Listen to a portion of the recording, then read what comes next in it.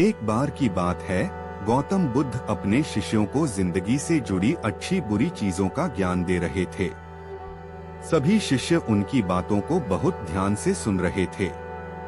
उन सभी में एक शिष्य ऐसा था जिसे प्रश्न पूछने की बहुत आदत थी।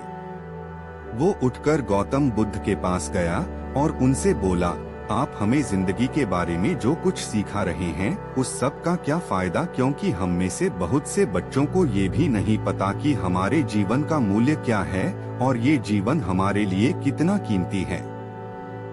पहले आप हमें ये बताइए कि इस जीवन का मूल्य क्या है। अपने शिष्य की बात सुनकर गौतम बुद्ध अपने कक्ष में गए और एक चमकता हुआ पत्थर का टुकड़ा लेकर आए। वो टुकड़ा उन्होंने अपने शिष्य को दिया और बोले, मैं तुम्हें इस जीवन का मूल्य तब बताऊंगा जब तुम इस पत्थर का सही मूल्य पता लगाकर आओगे। साथ ही ये ध्यान रखना कि तुम्हें ये पत्थर का टुकड़ा किसी को बेचना नहीं है। गौतम बुद्ध की बात मानकर वो शिष्य बाजार की तरफ चला गया। बाजार में सबसे पहले उसकी नजर एक फल बेचने वाले पर पड़ी और उसने वो पत्थर उस फल वाले को दिखाया और बोला, इस पत्थर के बदले आप मुझे कितने फल दे सकते हो। फल वाला बोला, ये पत्थर कुछ खास तो नहीं है, लेकिन फिर भी इसके बदले में तुम्हें 10 केले दे सकता हूँ। वो शिष्य उस पत्थर को लेकर आगे चला गया। फिर उसे एक सब्जी वाला मिला।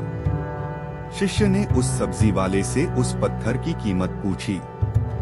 सब्जी वाले ने उस पत्थर को ध्यान से देखा और बोला, इस पत्थर की कीमत के बदले में तुम्हें ज्यादा से ज्यादा एक बोरी भरकर सब्जियां दे सकता हूँ। इसके बाद वो शिष्य उस पत्थर को लेकर एक सोने के व्यापारी के पास गया।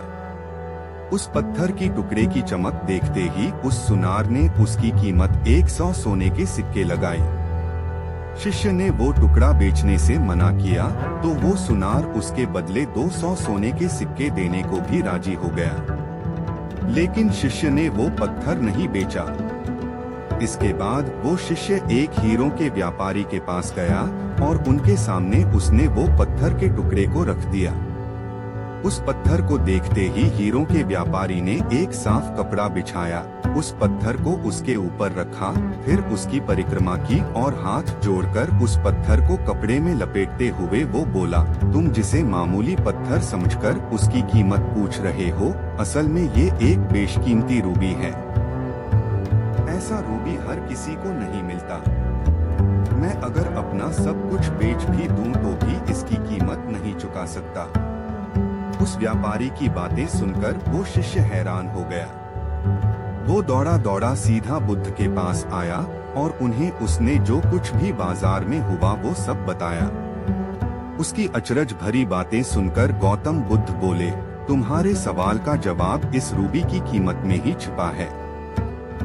हमारा जीवन भी एक रूबी है, रूबी की तरह ये भी बेशकीमती है, लेकिन हम इस बात को हमेशा नजरअंदाज करते हैं और अपने जीवन का मूल्य नहीं समझते।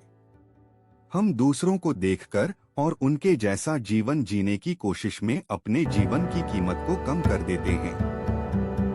हम ये सोचते हैं कि हमारी जिंदगी की कीमत वही है जो दूसरे हमें बताते हैं, लेकिन ये बात हमेशा ध्यान रखना कि सामने वाला अपनी हैसियत, बुद्धि और अपनी समझ के हिसाब से तुम्हारी कीमत लगाता है।